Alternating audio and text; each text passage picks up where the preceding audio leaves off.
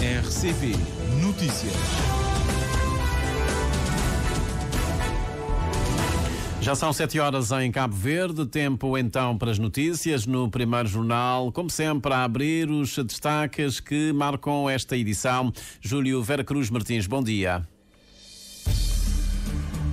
Muito bom dia. Cabo Verde é um dos 93 países que votaram a favor da resolução apresentada pela Ucrânia e a União Europeia à Assembleia Geral das Nações Unidas e que pede o fim da guerra e uma paz duradoura na Ucrânia.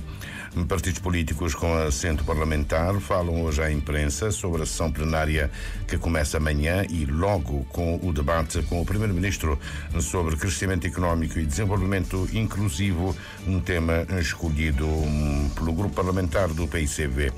O Ministério da Indústria, Comércio e Energia promove formação sobre o desenvolvimento do comércio de serviços com o apoio de formadores chineses. O plano de trabalho conjunto Cabo Verde Nações Unidas para este ano deve contar com um financiamento de 20 milhões de dólares e já estão assegurados 14, uma garantia dada ontem pela coordenadora residente das Nações Unidas, Patrícia de Sousa. Os fatores de risco cardiovasculares nos pilotos de Cabo Verde é tema da primeira edição das Jornadas Médicas Aeronáuticas, que se realiza hoje por impulso da Agência de Aviação Civil. Chefe de Estado-Maior das Forças Armadas dos países que integram a CDAO vão estar reunidos na cidade da Praia a partir de hoje até quinta-feira próxima. Conhecidos os títulos, confira agora o desenvolvimento das notícias com o Júlio Vera Cruz Martins.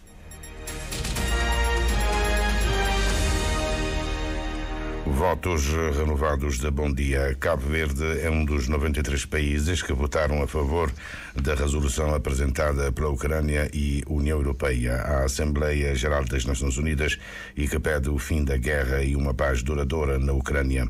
Os Estados Unidos votaram contra, mas apresentaram uma resolução própria, também aprovada por maioria de 2/3 e que, por proposta da União Europeia, reafirma um compromisso com a soberania, independência, unidade e integridade territorial da Ucrânia dentro das suas fronteiras internacionalmente reconhecidas e estendendo-se às suas águas territoriais. Em sede do Conselho de Segurança, os Estados Unidos conseguiram a aprovação da resolução Caminho para a Paz, um texto de 4 linhas que lamenta a perda de vidas durante o conflito Rússia-Ucrânia e nota que o principal objetivo das Nações Unidas é manter a paz internacional e segurança e para resolver litígios de forma pacífica. A resolução que pede o fim rápido do conflito e apela ainda a uma paz duradoura entre Ucrânia e Rússia foi aprovada por 10 votos a favor, incluindo da Rússia e da China, e não faz referência à integridade territorial e por isso recebeu a abstenção da Grã-Bretanha e 4 dos membros europeus do Conselho de Segurança. Um projeto de acordo a que a Euronews teve acesso, os Estados Unidos vão propor um acordo bilateral que lhes confere um papel de gestores conjuntos dos recursos da Ucrânia em troca de um compromisso financeiro a longo prazo para a reconstrução do país. O acordo deve ser aprovado amanhã pelos Estados Unidos. Trata-se de um fundo de investimento para a reconstrução. O documento visto pela Euronews, o acordo bilateral e também o acordo sobre o fundo associado vão constituir elementos integrantes da arquitetura dos acordos bilaterais e multilaterais, bem como passos concretos para estabelecer uma paz duradoura. O projeto de acordo prevê que os Estados Unidos mantenham uma participação financeira de 100% no fundo e que o administrem conjuntamente com a Ucrânia para fazer avançar o valor económico associado aos recursos da Ucrânia, incluindo, entre outros, os recursos minerais, os recursos petrolíferos e de gás e as infraestruturas e portos, até que o fundo esteja completamente financiado. De acordo com o projeto, o fundo funcionará durante o período de reconstrução e do regresso da Ucrânia ao valor do produto interno bruto de finais de 2021. Os partidos políticos com assento parlamentar falam hoje à imprensa sobre a sessão plenária que começa amanhã e logo a abrir com o debate com o Primeiro-Ministro sobre crescimento económico e desenvolvimento inclusivo, tema escolhido pelo grupo parlamentar do PAICV. A ordem do dia inclui 3 iniciativas na área de justiça, alterações dos estatutos dos magistrados do Ministério Público e dos magistrados judiciais, 2 diplomas que vêm também de trás. O pacote tem à cabeça a proposta de lei que consagra os princípios gerais da administração da justiça e regula a organização, a composição, a competência e o funcionamento dos tribunais judiciais e dos tribunais fiscais e aduaneiro. A Ministra da Justiça apresenta como novidade em Cabo Verde a criação de juízos de instrução criminal. Que vai poder ter competências próprias em matéria de proceder, por exemplo, ao primeiro interrogatório judicial de arguido detido, de proceder à aplicação de medidas de coação pessoal ou de outras garantias nos termos daquilo que é o quadro legal que nós temos, de decidir, por exemplo, o pedido de habeas corpus por detenção ilegal e várias outras competências estabelecidas em relação a esse juízo de instrução. Mas não é só isso. Estamos também a criar o juízo administrativo. Porquê? Primeiro, estamos a trabalhar o Código, a Justiça Administrativa, o Código do Processo Administrativo. E para isso precisamos também criar uma estrutura que possa especializar-se nesta matéria e trabalhar para que as decisões judiciais possam ser mais justas, mais rápidas. Joana Rosa alega que a medida visa, de certa forma, desafogar o Supremo Tribunal de Justiça, que fica apenas com o contencioso administrativo relativo a decisões do Presidente da República, Presidente da Assembleia Nacional, Conselho de Ministros e do Chefe do Governo. A criação de juízos do comércio é outra das novidades do diploma e podem ser 3 na Praia, em São Vicente e no Sal.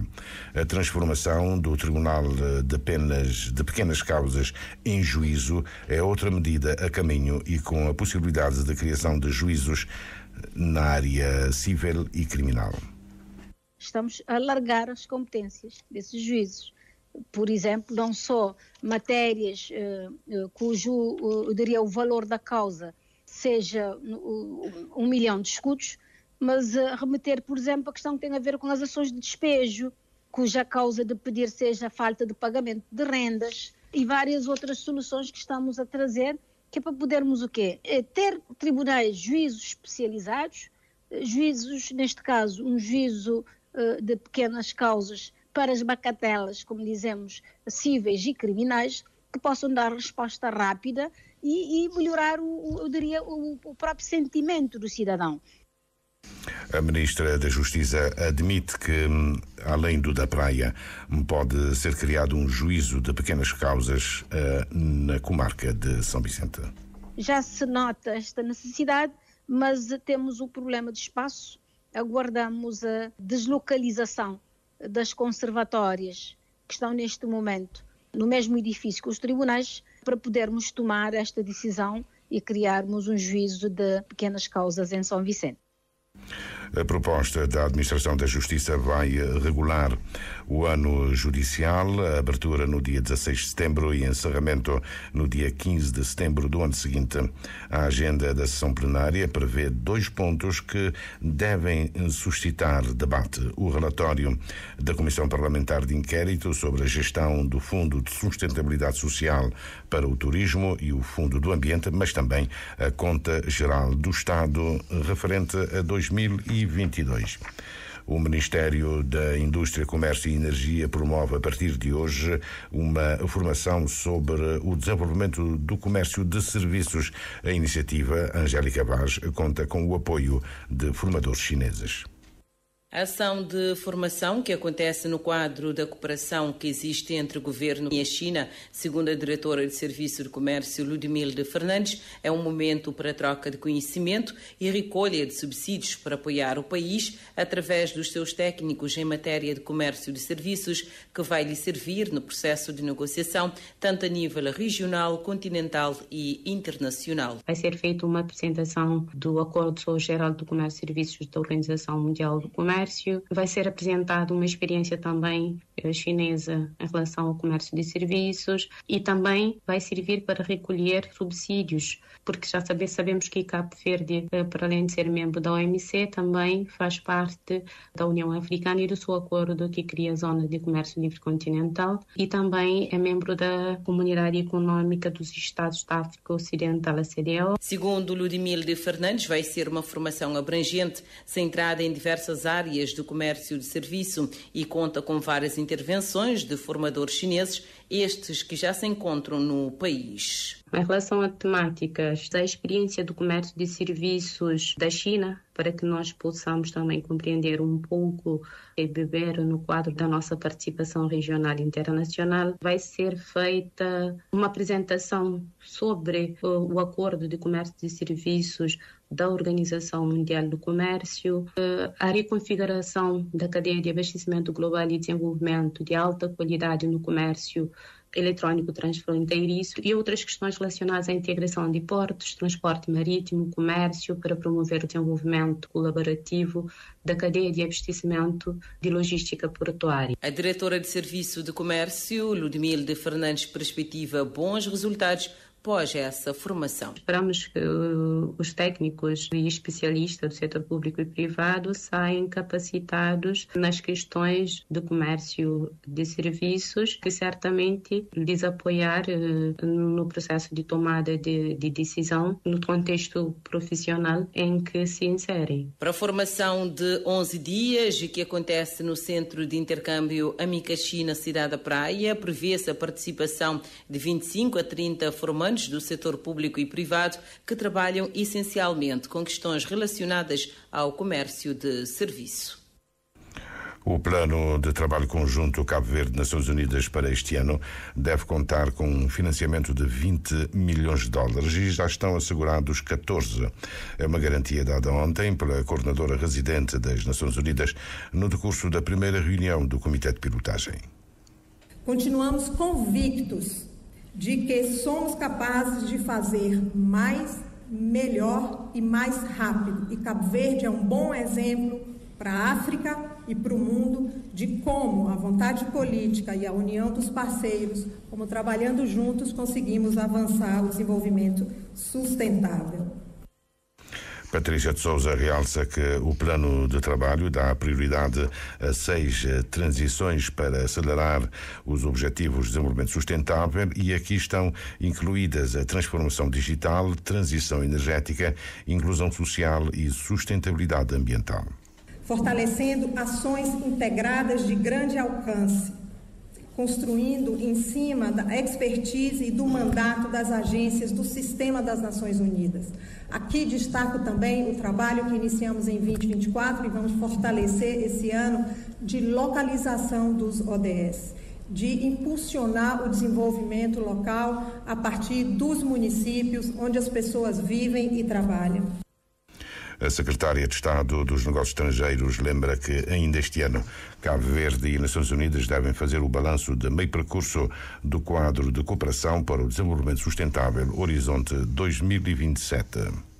2025 é um número interessante e não deixa também de ser interessante para o mundo a registrar que as Nações Unidas também vão completar os 80 anos da sua criação. Mas também é um ano particular para Cabo Verde. Vamos celebrar os 50 anos da independência nacional, mas também estaremos a comemorar os 50 anos da colaboração e cooperação com as Nações Unidas. Reconhecemos e valorizamos o papel das Nações Unidas enquanto mobilizador de parcerias e no apoio aos vários processos estratégicos nacionais e transversais levados a cabo pelo Governo, designadamente a elaboração da Estratégia Nacional dos CITES, a Estratégia Nacional para a Erradicação da Extrema Pobreza até 2026 e a criação de instrumentos financeiros para a mobilização de recursos para o desenvolvimento sustentável do país no horizonte 2030. Miriam Vieira reconhece o papel primordial das Nações Unidas, mas apela a um juntamento dos parceiros nacionais como via para ultrapassar os desafios que Cabo Verde ainda enfrenta. Os fatores de risco cardiovasculares nos pilotos de Cabo Verde é o tema da primeira edição das Jornadas Médicas Aeronáuticas, que se realiza hoje por impulso da Agência de Aviação Civil. O presidente do Sindicato Nacional dos Pilotos considera que a iniciativa deve ser encarada também como uma oportunidade para sensibilizar gestores e chefias sobre as boas práticas a Ilson Martins que estão previstas nos regulamentos aeronáuticos. A primeira edição das Jornadas Médicas Aeronáuticas, sob o tema Os fatores de risco cardiovasculares nos pilotos de Cabo Verde, é considerada de grande importância pelo Sindicato Nacional dos Pilotos de Aviação. A preocupação da Agência de Aviação Civil com a saúde e segurança dos tripulantes constitui um fator essencial para as operações aéreas e, segundo Edmilson Aguiar, essa preocupação também é partilhada pelo Sindicato Nacional dos Pilotos de Aviação. O sistema tem um conjunto de normas e leis que devem ser seguidas. Aliás, são recomendações emanadas nos certificados e nos manuais aeronáuticos. Basicamente, resumidamente, constitui uma oportunidade que contribuirá para chamar a atenção não só dos tripulantes, dos gestores, das chefias intermédias, com o intuito de educar e alertar para as boas práticas recomendadas, sendo que a aviação é uma área muito sensível e requer um certo rigor e cuidado, tendo como o pano de fundo os regulamentos aeronáuticos. As Jornadas Médicas Aeronáuticas traz à tona uma reivindicação antiga dos pilotos, que é a proteção de saúde e higiene no trabalho, que, segundo Edmilson Aguiar, continua sem solução. Até o presente momento ainda não. As questões das consultas médicas ainda continuam por resolver. O acordo firmado em sede de concertação social não foi cumprido. Neste momento estamos aguardando um posicionamento da empresa. Aliás, enviamos um comunicado à empresa. Ainda até o presente momento não obtivemos qualquer resposta. Se esta situação ainda não foi resolvida, isto não é uma contradição a esta jornada? Claro, vai na contramão do que recomenda-se. Esperemos que esta jornada médica sirva de lição e chame a atenção e alerta para a necessidade de se fazer as correções. A questão da regulamentação do catering não deve ser levada de ânimo leve, afirma o presidente do Sindicato Nacional dos Pilotos de Aviação, sublinhando que a qualidade nutricional dos profissionais da aviação é de extrema importância. Os chefes de Estado-Maior das Forças Armadas dos países que integram a CDO vão estar reunidos na cidade da Praia a partir de hoje até quinta-feira próxima. Um comunicado emitido ontem dá conta que a cúpula militar vai discutir questões críticas de segurança marítima na região, incluindo as implicações financeiras e operacionais da plataforma de partilha de informações do Sistema de Informação Regional da Arquitetura de Yaoundé, o sistema IARIS. A reunião tem como principais oradores o chefe de Estado-Maior das Forças Armadas de Cabo Verde, Contra-Almirante António Duarte Monteiro, e o chefe de Divisão de Segurança Regional da CDO, em representação do Comissário para os Assuntos Políticos, Paz e Segurança. O presidente da República Democrática do Congo, Tshisekedi, numa comunicação à maioria que o suporta, anunciou que deve constituir um governo de união nacional para fazer frente, para cerrar fileiras dentro da classe política e enfrentar o avanço do grupo M23, apoiado por tropas ruandesas no leste do país. Tshisekedi fez saber, no entanto, que o seu antecessor Tabilá está fora de questão integrar qualquer iniciativa de governo, porque ele, Tshisekedi, considera Kabila como o principal mentor do braço político do movimento armado M23, e é aí que Kabila, a partir da África do Sul, sai do silêncio e avisa que a República Democrática do Congo pode estar em vias de implodir. Dizer, Carlos Santos, que A idade média na China para o casamento atualmente só é permitida aos 22 anos, mas o país quer reduzir a idade mínima para 18 e eliminar as restrições ao número de filhos. Ainda da China, um novo coronavírus originário de morcegos e que pode ser transmitido aos humanos acaba de ser descoberto por uma equipa de pesquisadores chineses e reacende então os temores de um novo surto, de uma nova pandemia. Dizer que esse estudo está publicado numa revista científica desde da passada terça-feira, 18 de fevereiro, na revista científica norte-americana Cell, envolveu vários institutos chineses, o laboratório de Shenzhen, a Academia de Ciências, mas também o Instituto de Virologia de Wuhan, no centro dos debates desde a disseminação da Covid-19 devido à sua suposta ligação com as origens da pandemia. O vírus chama-se HKU5-CoV2, detectado em morcegos. Esse novo coronavírus tem características semelhantes ao SARS-CoV-2 e pode ser transmitido aos humanos. São notícias que estão a marcar a atualidade no país e no mundo. A edição é do Júlio Vera Cruz Martins, ele que regressa à antena às 7h30 da manhã.